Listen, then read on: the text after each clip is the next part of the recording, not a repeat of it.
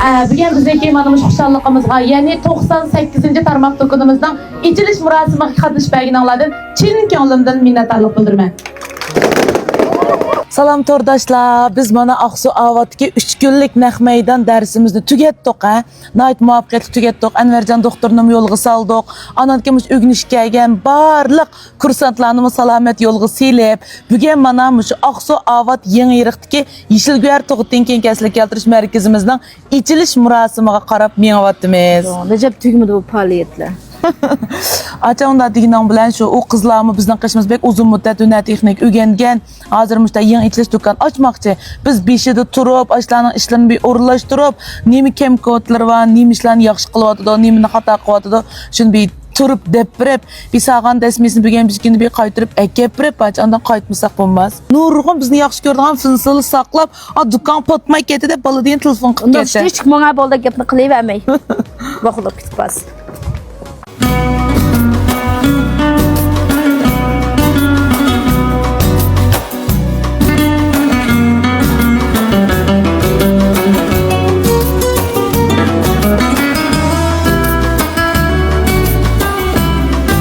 Mana bizning Yeshilguyarning naqshlarini qo'yib, shunday go'zal holatini saqlab turibdi. Sog'lom tanda saf aql haqiqatdir qilsig'mag'ay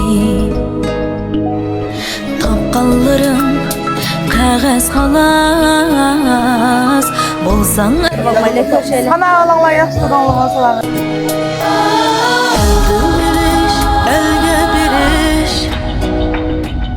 Bizningki Aqsu Avat Yengiriq bozoridagi do'konimiz valla ajoyib pek chiroyli ichilibdi. Yani bizningki loyiha o'lchami bilan endi bir yizig'i nisbatan ma do'konninki bezilishi olsun, pokizlik o'lchami bo'lsin, ish qilib hamma odamga shunday yarig'idek ishqi bir shaharning do'konlaridan yaxshiroq holatda.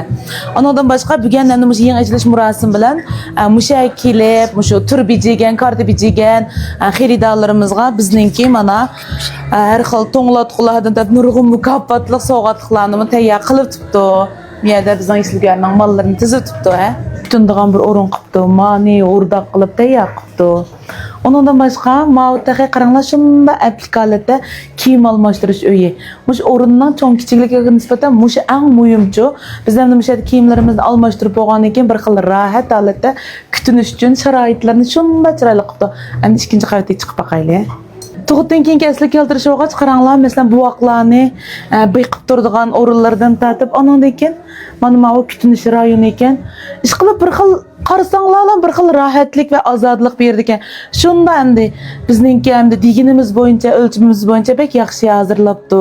Aqsu Avat Yengiriq bozordan mush tug'utlik ayollar parvishni qildiradigan xonim qizlar bizningki mushta ozod mo'yut eng yuqori bo'lgan texnikasi bo'lgan mush o'rinlarga kelib o'zinglarning salomatligini asli keltirsanglar arziydi deb o'ylayman. Unda sen manglarni mush Aqsu Avatki Yengiriq bozoridagi Yeshilguyar tug'utdan keyin kaslik keltirish do'konimizda saqlaymiz.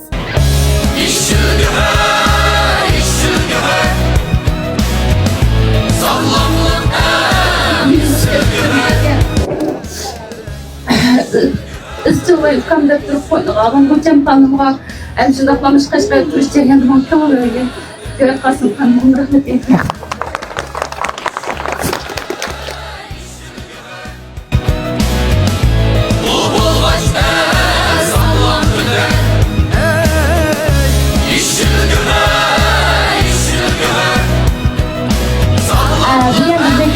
Xuşallıqımızga, yani 98. tarmaq dokunumuzdan içiliş murosimiga qatnashib berganinglardan chin ko'nglimdan minnatdorlik bildiraman.